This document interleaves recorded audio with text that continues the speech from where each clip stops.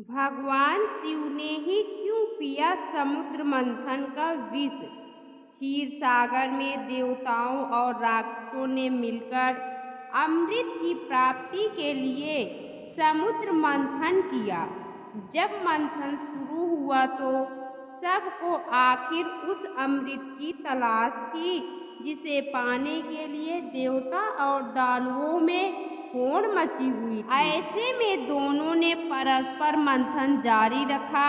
इस मंथन में सबसे पहले कालकूट नामक विष, जिसे हलाहल कहा जाता है, वो निकला। विष निकलने के बाद 14 तरह के अद्भुत रत्न प्राप्त हुए थे, जिसमें सबसे अंत में अमृत निकला। इस मंथन में हलाहल विष, कामधेन, उच्चय, श्रवा, एरावत, कौस्तुभ, मणि, कल्पवृक्ष, रंभा, देवी लक्ष्मी, वारुणी, चंद्रमा, पारिजात पुष्प, 5 जन्य, शंख, धन्वंतरी और अंत में अमृत निकला। कहा जाता है कि इसकी गंध और निकल रही तीव्र ज्वाला से सभी देवता और राक्षस बेचैन होकर त्राहिमाम करने लगे।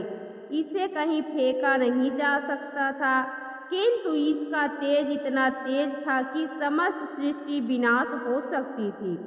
अब तक हुए इस मंथन में अमृत निकलना बाकी था। अब देवता और दानव दोनों को समझ नहीं आ रहा था कि इस विष का क्या किया जाए।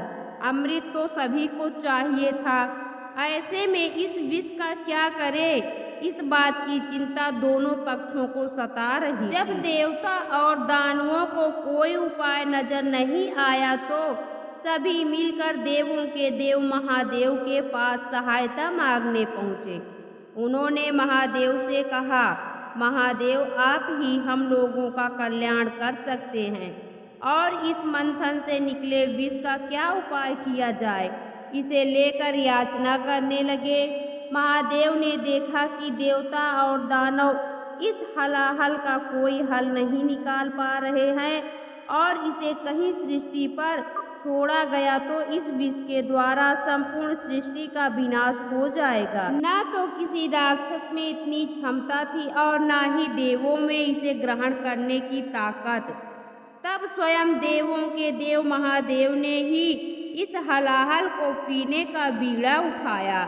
इसके पश्चात महादेव ने उस विष का प्याला लिया तथा एक पल में ही संपूर्ण विष को मंद मंद मुस्कुराते हुए अपने कंठ में उतार लिया।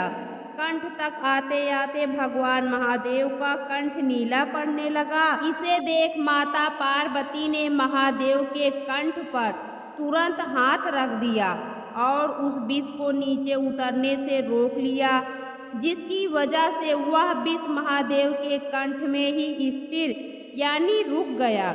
इस विष का प्रभाव इतना ज्यादा था कि महादेव का कंठ नीला पड़ गया। तब से महादेव को नीलकंठ महादेव के नाम से पुकारा जाने लगा। कहा गया है कि जब महादेव विष ग्रहण कर रहे थे, इस दौरान इसकी कुछ बूंदें पृथ्वी पर गिर गई, जिसे सांप, बिच्छू जैसे विषैले जंतुओं ने ग्रहण कर लिया। इसलिए तो महादेव को तीनों लोकों का स्वामी कहा गया है।